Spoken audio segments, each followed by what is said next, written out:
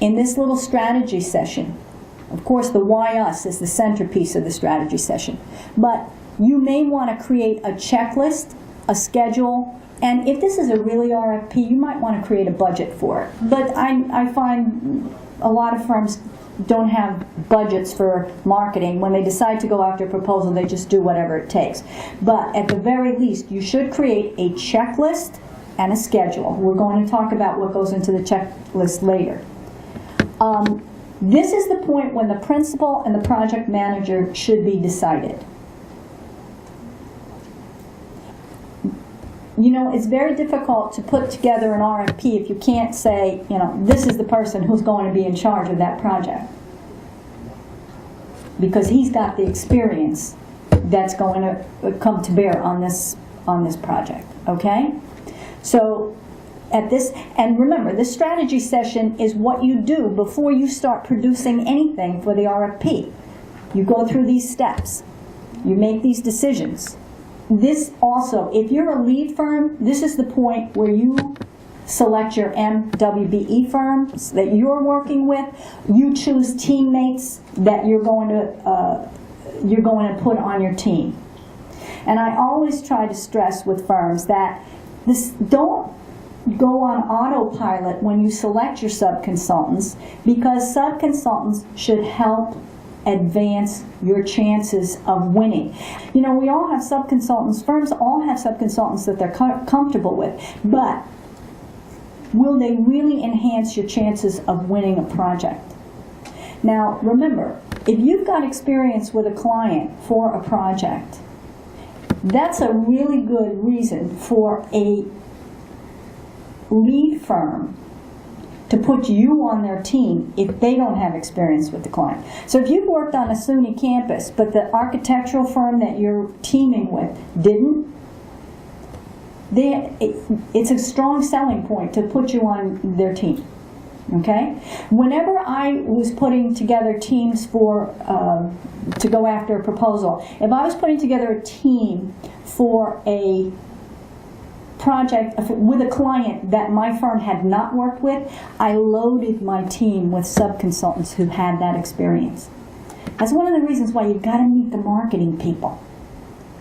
You know, you tell them, we work here. Here are all the clients, and here's our references.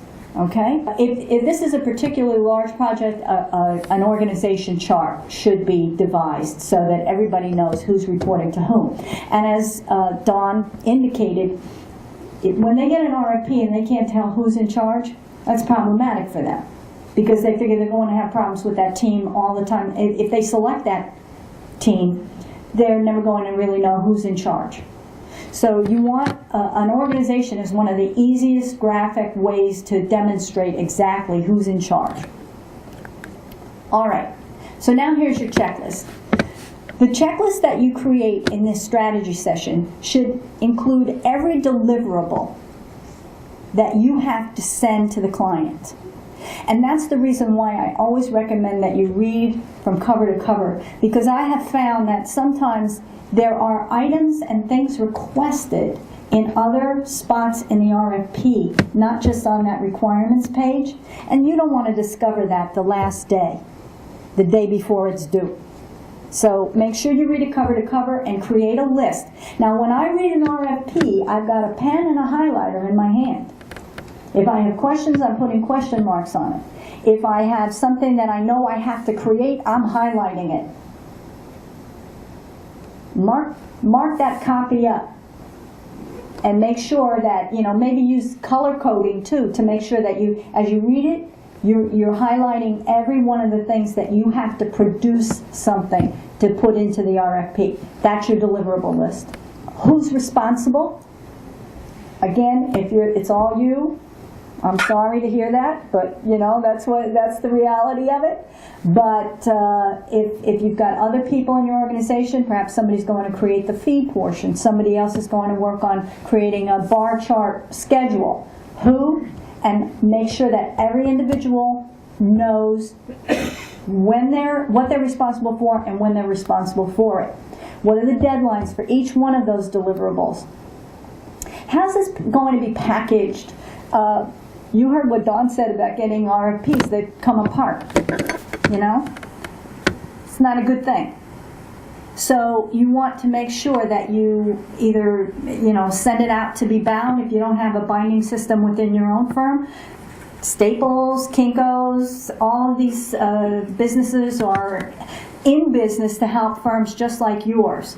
So spend the money to have the copies bound and packaged there. If you can get it done today, you could have gotten it done yesterday also. You just have to schedule the deadlines.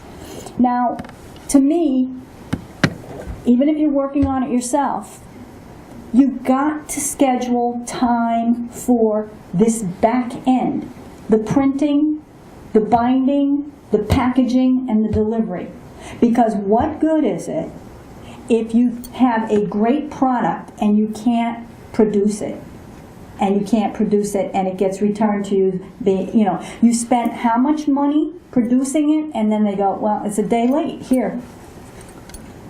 The other thing that Dawn mentioned in her speech was, making sure that you're responsive to what they're asking you for in the RFP.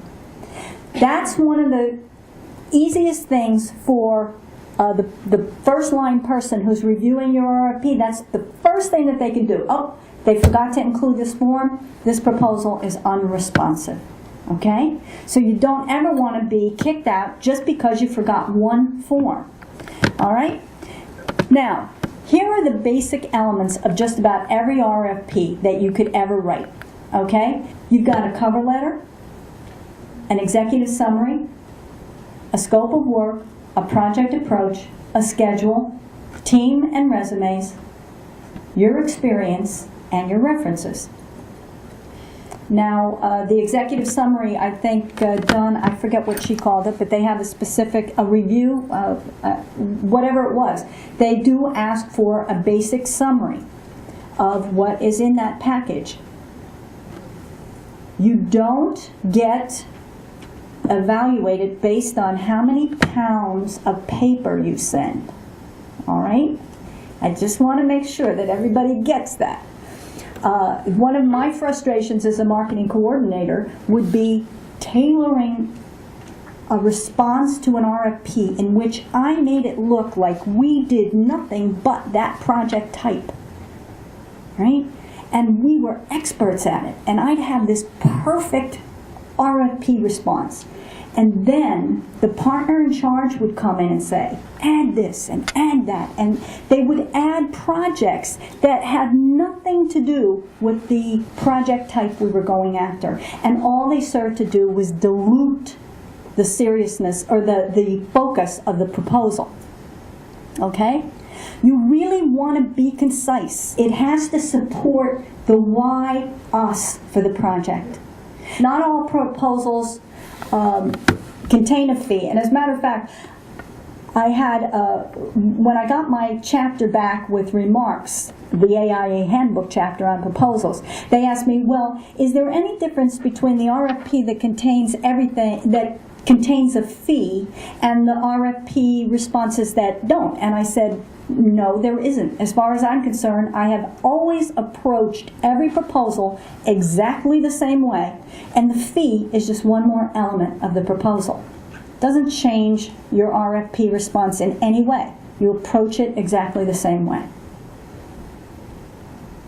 And if any of you are ever working with clients that don't have an RFP, a small client who says, give me a proposal, you can't go wrong using this list of elements and structuring your proposal in this way.